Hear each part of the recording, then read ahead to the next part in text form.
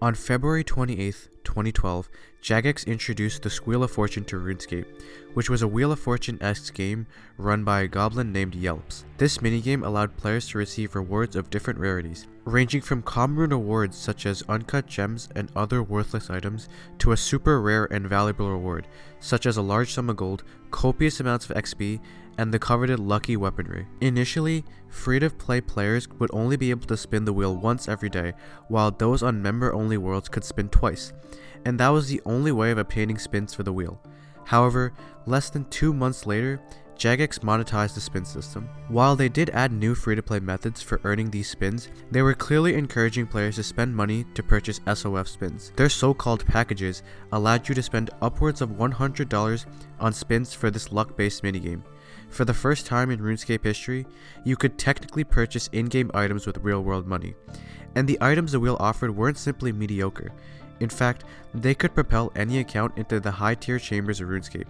So, the Wheel of Fortune became widely recognized as greedy, microtransaction tomfoolery, and many people were understandably upset with the game. However, another rising concern within the community came from the fact that the Wheel of Fortune promoted gambling to its audience. But one thing I really found weird was the fact that they even brought this Wheel of Fortune update out.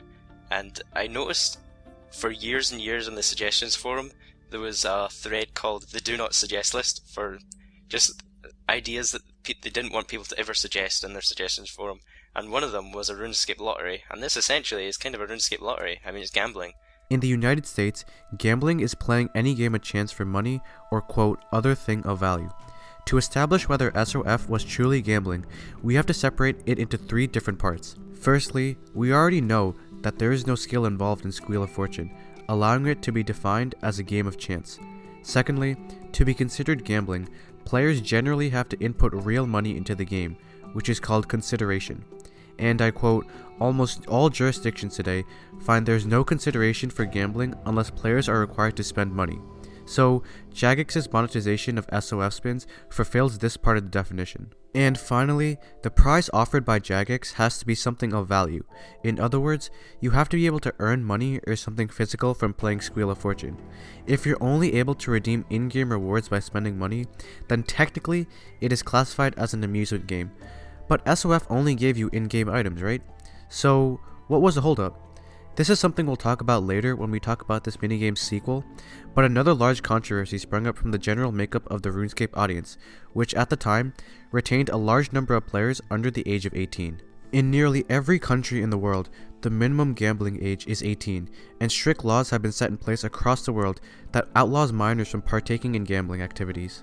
So due to these problems, players were not very happy with these changes to the game, and they expressed their hatred for Wheel of Fortune in the RuneScape forums, on any social media posts made by Jagex, and in-game. The Wheel of Fortune raids took place the day this update dropped, and people congregated in Falador on World 66 to express their discontent with the update.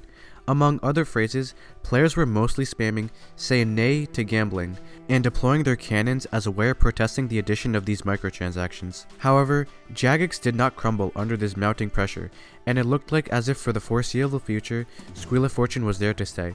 For many players, this was another reason for them to quit the game, and it was part of the downward spiral RuneScape found itself in during that time. This wasn't helped by the fact that Evolution of Combat came out 10 months later, but that topic is out of the scope of this video. Instead, I want to talk about what happened after Wheel of Fortune ran its course. On February 4th, 2014, this hated minigame was replaced with Treasure Hunter, a game that required you to use keys to open treasure chests. This was essentially a visual overhaul of SOF. The game was still completely luck-based, and you could spend upwards of $120 on buying keys. However, there's another part to this game that we haven't talked about yet. Where does that third element of gambling come in, which states that the prize must be something physically tangible? This argument is best summarized in a paper written by Mark Griffiths and Rosie King, which was published on November 9th of 2015, and contemplated whether Wheel of Fortune and Treasure Hunter could be legally considered gambling. By selling the in-game rewards you could get from these minigames for gold, you could purchase bonds, and those bonds could be used to redeem real-world services, such as claiming attendance to RuneFest. This meant that you could acquire plane tickets, hotel rooms, and RuneScape merchandise for free. Thus, these bonds technically had a real-world value, legally making Treasure Hunter and Wheel of Fortune both gambling. This wasn't a problem when rolls for these games could only be acquired through free-to-play methods, since players weren't putting in their actual money. However, when Jagex implemented microtransactions into the game, players could put in money and receive a monetary output, changing the nature of these minigames. And for this very reason, RuneFest 2016 was the first time in the event's history in which you could not trade bonds for attendance, as Jagex moved to remove any real-world value that bonds could potentially hold. The official forum post on this matter stated that their decision to remove this way of obtaining tickets was not financially motivated, but they also refused to elaborate on why they couldn't sell bonds. They simply stated that there was a whole host of complicated reasons that have come into play. Well, one of the largest driving factors was that if they continued to trade bonds for RuneFest tickets, then Treasure Hunter would legally be considered gambling, and they could have been potentially sued for promoting gambling to minors. However, their timely response to this academic paper would not signify the end of the drama surrounding Treasure Hunter. On September 20th of 2017, the prize pool promotion was launched and allowed players to continue rolling for prizes even after they claimed their first one. As you opened more chests though, your risk of losing all your winnings increased. Many people criticized this promo for making their already contentious game even more addictive, further reinforcing the gambling aspect of it. In response to this backlash, a forum post on October 23rd was created, stating that prize pool would never return to Treasure Hunter. Almost 3 years later, another controversy arose. Jagex released the Loot Duels promo, which rewarded players with prizes that could be traded into the Oddments store for Oddments, which could then be traded in for rewards such as more Treasure Hunter keys. Furthermore, this promo could be exploited to receive a large amount of store credit quickly. But 5 days later, while this promo was still running, they launched a sale in the Oddments store that slashed the prices of Treasure Hunter keys by 50%. Therefore, players who knew the exploit could obtain a large amount of Treasure Hunter keys very quickly without spending any money.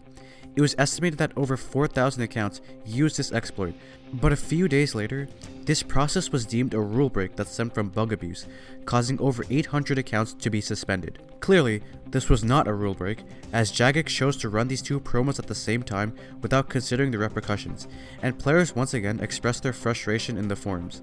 To this day, Treasure Hunter remains a part of the RuneScape economy, and many players still express their discontent with the system, summing up the minigame to be blatant pay-to-win semantics on the behalf of Jagex.